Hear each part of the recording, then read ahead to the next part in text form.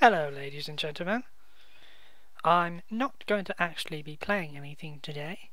Instead, what I will be doing is reading from some Shakespeare, and the first Shakespeare play I'll be reading from will be the first part of King Henry VI, purely because it's the first play in the complete works of Shakespeare that I purchased.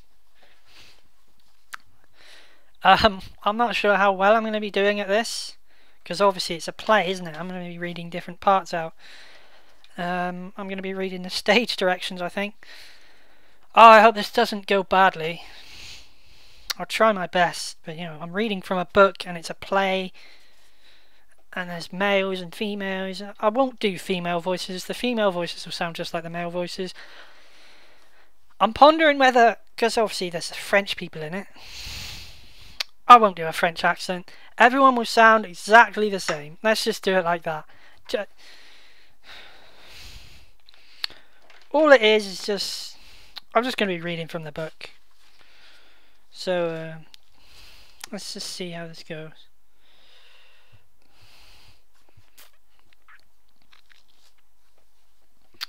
Okay, so let's see. Where can I start? Act 1, Scene 1. Westminster Abbey.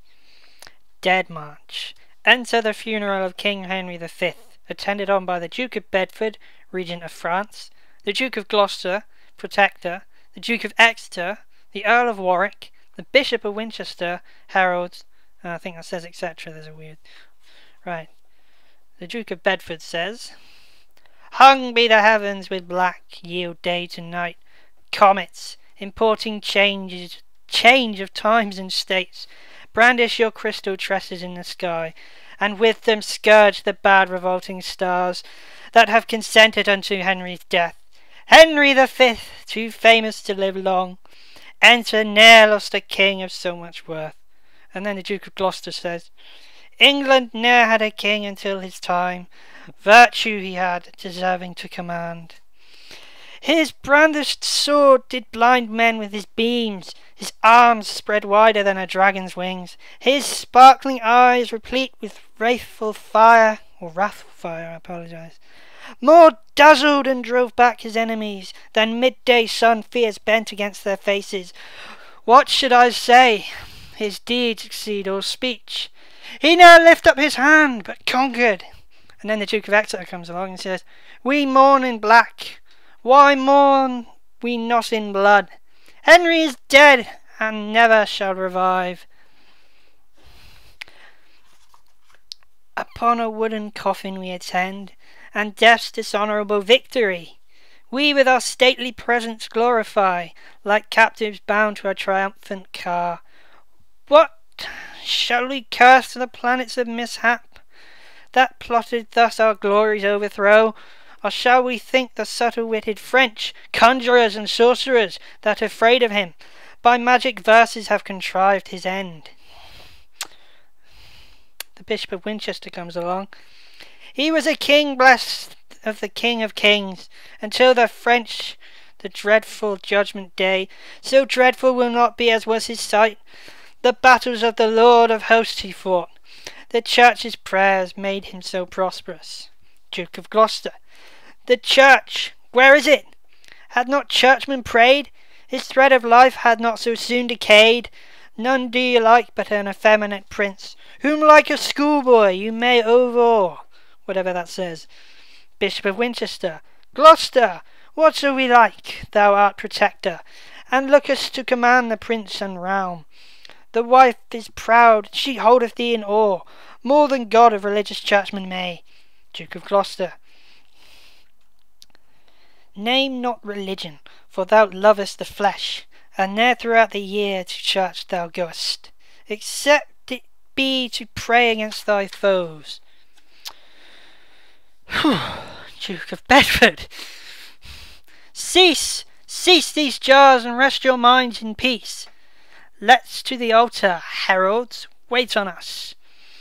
Instead of gold, we'll offer up our arms, since arms avail not, now that Henry's dead. Posterity await for wretched years, when at their mother's moist eyes babes shall suck.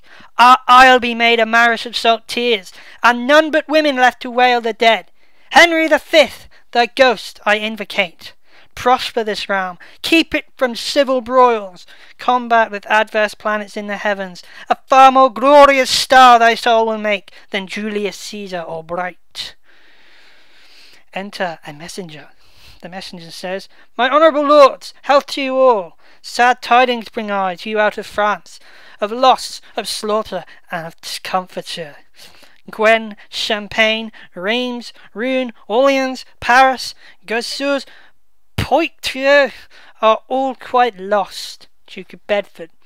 What say'st thou, man, before dead Henry's corpse? Speak softly, or the loss of those great towns will make him burst his lead and rise from the death. Duke of Gloucester. Is Paris lost? Is Rouen yielded up?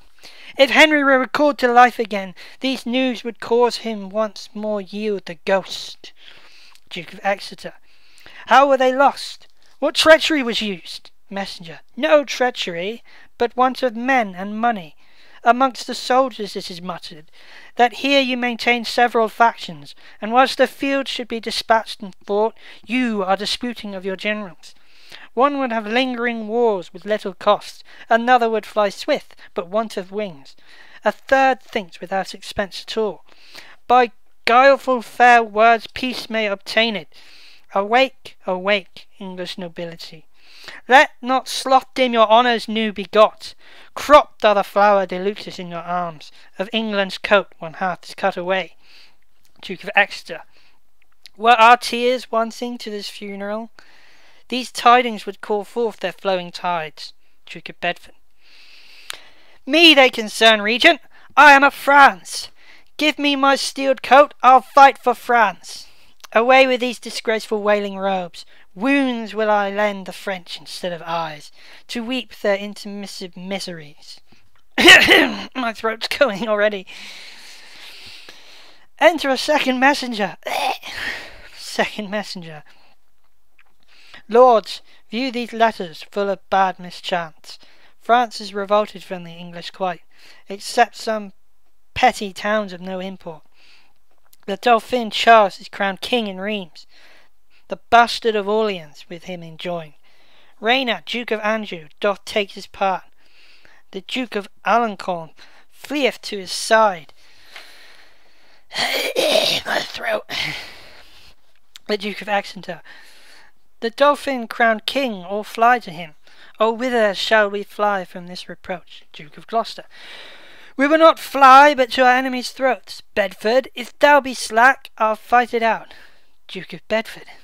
Oh, wait, no, that's right. Gloucester, why doubtest thou of thy forwardness? An army have I mustered in my thoughts, whereof already France is overrun. Enter a third messenger. My gracious lords, to add to your laments, whereof you now bedew King Henry's hearse, I must inform you of a dismal fight betwixt the stout Lord Talbot and the French. Bishop of Winchester. What? Wherein Talbot overcame, is so. Third messenger. Oh no, wherein Lord Talbot was overthrown.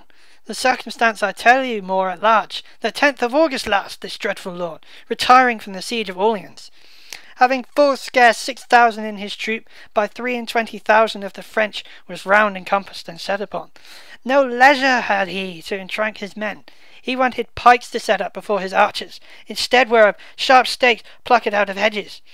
They pitched in the ground confusedly, to keep the horsemen off from breaking in. More than 3 hours the fight continued, where valiant Talbot above human fought enacted wonders with his sword and lance. Hundreds be sent to hell, and none durst stand him. Here, there, and everywhere, enraged he flew. The French exclaimed, The devil was in his arms!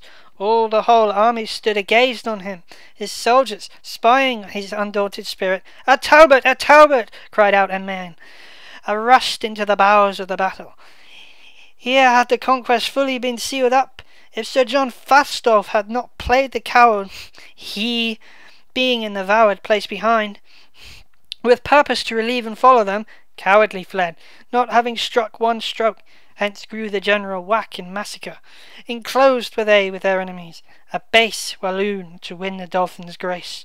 thrust Talbot with a spear into the back, whom all France with their chief assembled strength dost not presume to look upon his face. Duke of Bedford, is Talbot slain? Then I will slay myself, for living idly here in pomp and ease, whilst such a worthy leader wanting aid, unto his dastard foeman is betrayed. Third messenger. Oh no, he lives, but is took prisoner, and Lord Scare is with him, and Lord Hungerford. Most of the rest slaughtered or took likewise. Duke of Bedford. His ransom there is none, but I shall pay. I'll hale the Dauphin headlong from his throne. His crown shall be the ransom of my friend. 4 of their lords I'll change for one of ours. Farewell, my masters, to my task will I. Bonfires in France, font with I am to make, to keep our great St. George feast withal. 10,000 soldiers with me I will take, whose bloody deeds shall make all of Europe quake. Third messenger. So you had need, for Orleans is besieged. The English army is grown weak and faint. The Earl of Salisbury craveth supply, and hardly keeps his men from mutiny, since they so few watch such a multitude. Duke of Exeter. Remember, lords, your oaths to Henry sworn, either to quell the Dauphin utterly, or bring him in obedience to your yoke. Duke of Bedford. I do remember it, and here take my leave to go about my preparation. Duke of Gloucester.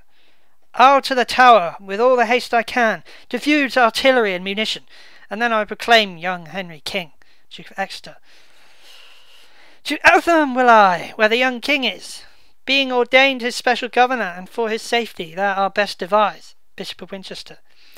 Each hath his place and function to attend. I am left out, for me nothing remains.